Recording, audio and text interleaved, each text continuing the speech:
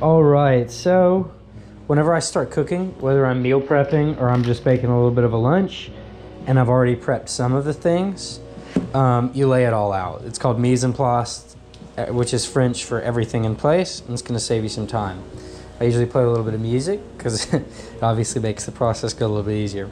So here, I got a vegetable I don't have to cook. I eat raw peppers, I eat raw spinach almost every day just because it's super easy.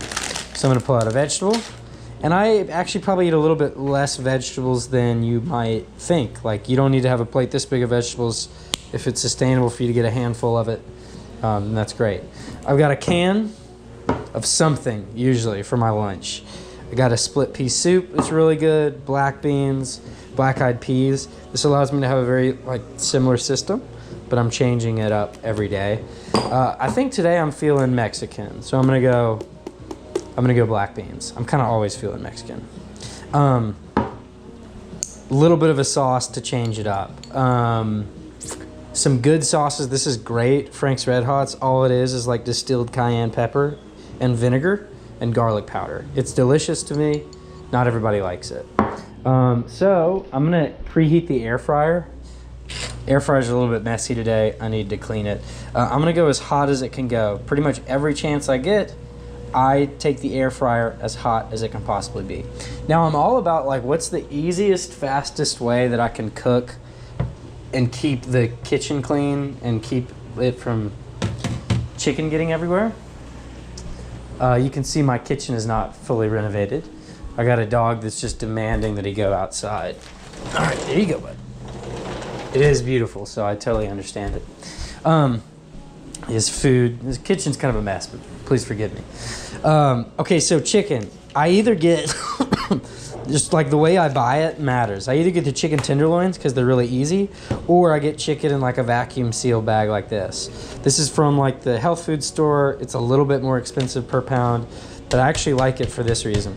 It's really easy for me to prep this. And I actually pound out chicken just a little bit. Every restaurant you go to, you're the chicken is 10% better than what I make at home. One of the reasons why is because they pound it out and they get it thin, a little bit thinner. It helps it cook more evenly. It actually was just dripping a little bit. It's got kind of a rip in the bag, but I kind of pounded it out earlier. So what I'm gonna do is I'm gonna do this in the neatest possible way. And the neatest possible way for me right now is to literally do it in the sink, so that I don't have to clean it up from the counter or anything. I'm gonna take off this this little ligament in the middle. It's kind of gross if you are easily grossed out, but it's not gross to me, I guess, because I'm not easily grossed out. I'm all about what's the littlest movement I can do to get this chicken cooked, and it definitely makes a difference. You could easily do this with 3 chicken breasts at once. I'm actually gonna wash my hands real quick, and then I'm only gonna wash my hands one more time. So I try to keep one hand clean through this whole process. I'm gonna get a little bit of the moisture off the chicken breast. It's just gonna make it gummier as it cooks. And then I'm gonna grab paprika and then a poultry seasoning. I use a different kind of seasoning every time, but pretty much any time I use chicken, I use a little bit of paprika and salt. And I'm actually out of salt, except for this really fancy finishing salt. But I'll make it work. So I'm gonna take this. It's gonna make it really salty, but it's gonna be good. Again, doesn't matter how you season the chicken, but I can easily do this with 2 pounds of chicken tenderloins at once as well.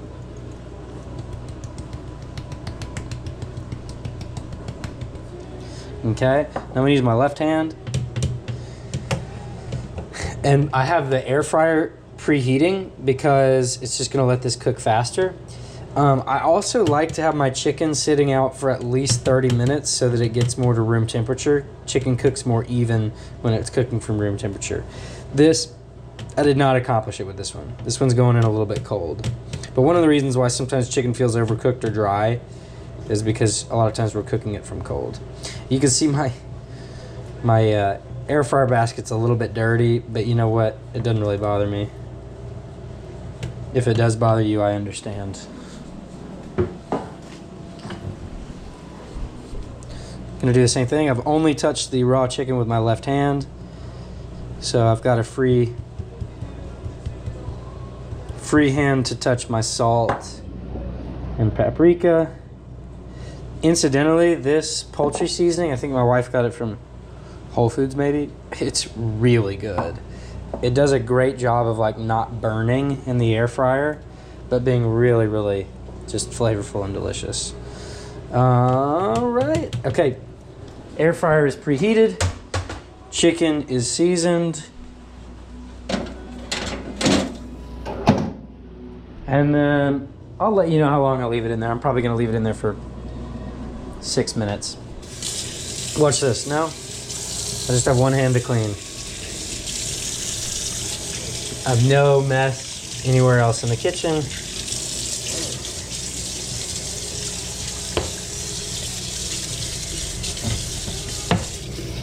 Oh, maybe I'll clean that with soap later, but.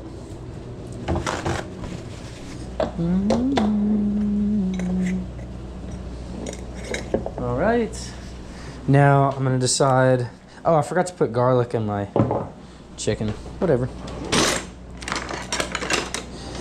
This is easily something that you can do the day before and just put in a Tupperware to take with you. You can also do this like on Sunday with like, so you can get a couple of things of Tupperware. Ooh, whoops.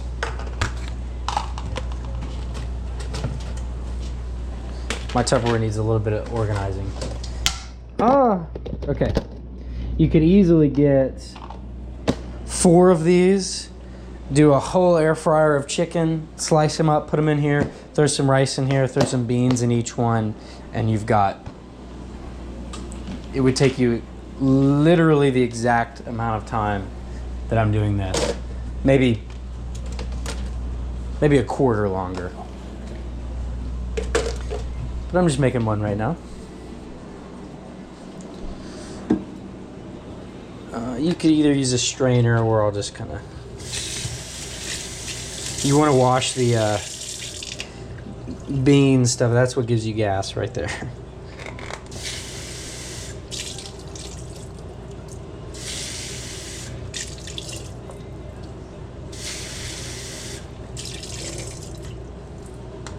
Again, this is all about what is the simplest, fastest way I could do this. If I were doing 6 cans of beans or whatever, I would have a strainer out and I would just be dumping the beans into the strainer so that I'm not washing one can all at once.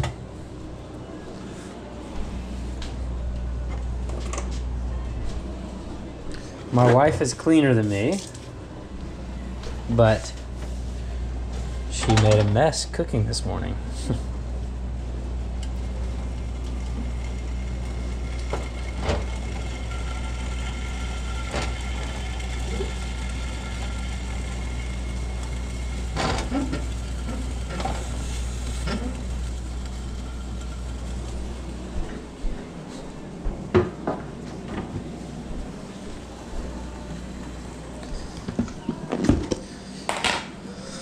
All right, check this out. So I zero out the scale. I'm gonna throw just a little bit of this spray olive oil in there. A little bit of water doesn't bother me because the rice, it'll kind of help fluff the rice up.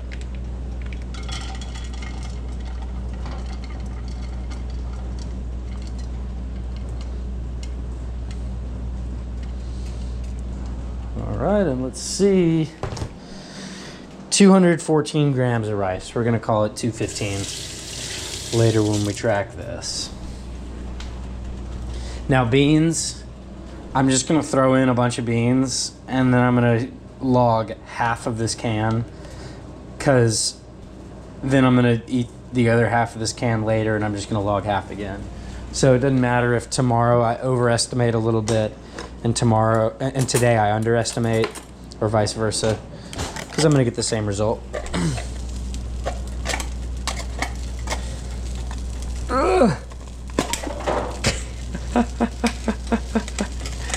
I probably could have been more patient with that. Hey, but it helps to not be a germaphobe. It's all going on heat, right?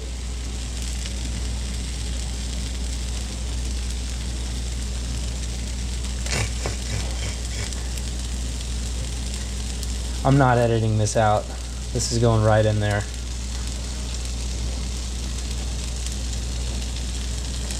Cooking shows, they are all a lie.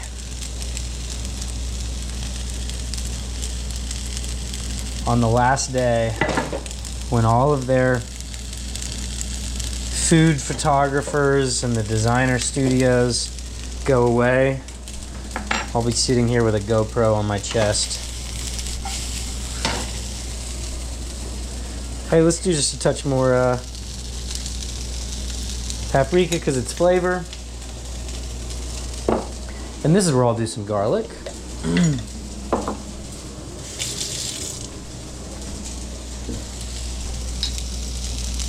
That's a lot of garlic. Oh.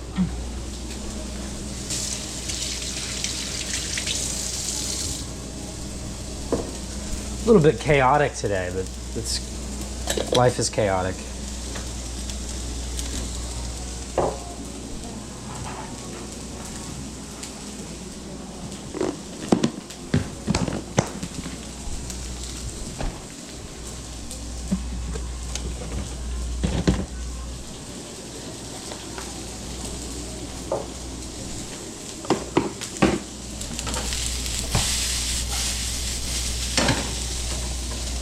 Don't use a fork in a metal pan.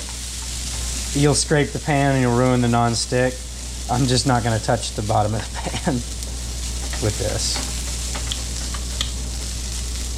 Hey, sometimes when you're doing beans and rice like this, it makes it go a little bit faster. It cooks a little more evenly. You throw just a little bit of water in there, that water's going to cook off. It's going to help the spices get absorbed and evenly incorporated.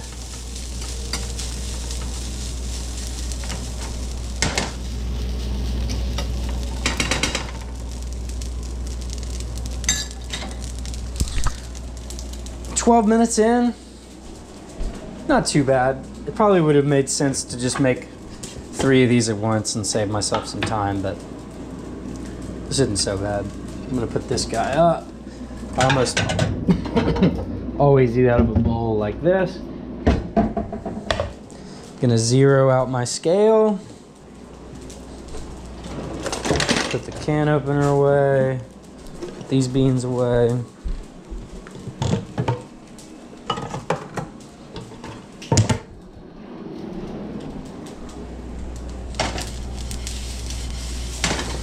gonna turn that down. Chicken looks perfect. Love it. Now, if you're ever doing like top sirloin or a steak or anything, any kind of red meat, you're gonna need to let rest. I'm actually gonna let that go about maybe 1 more minute. Always let your red meats rest. You let the juices distribute evenly within them, and it's gonna make them taste a lot better, and they're not gonna bleed all over your cutting board as much. Chicken, obviously, you can just pull out and get to eating. There you go. I'll put these beans in for tomorrow's.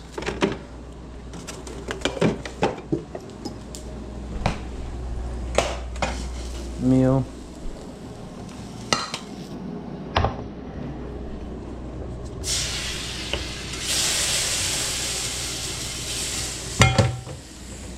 Perfect. Uh-oh. My food log is not going to be exactly accurate. So that's a lot. You know, if you're at home, 330 grams of beans and rice. That's a good amount of food. But I eat a lot of food. So it's not necessarily outrageous for my caloric needs. But because it is, because beans are a bit of a protein supplement, I'm gonna go lower chicken than I normally would do. The max amount of chicken I would eat in one sitting is 200 grams, which is about, I think that's about 8 ounces. I'm just gonna do about 150 grams because I'm gonna get some protein from the beans. While this is hot, I'm gonna go ahead and, you can see dirt and grime and bad stuff's already coming off of that. It's time that I kind of give the air fryer a little bit more of a deep clean. All right. This chicken's got a nice, delicious crust on the outside. Okay, we're gonna guess 150 grams here. I'm gonna cut it crossways too. 0 out the scale.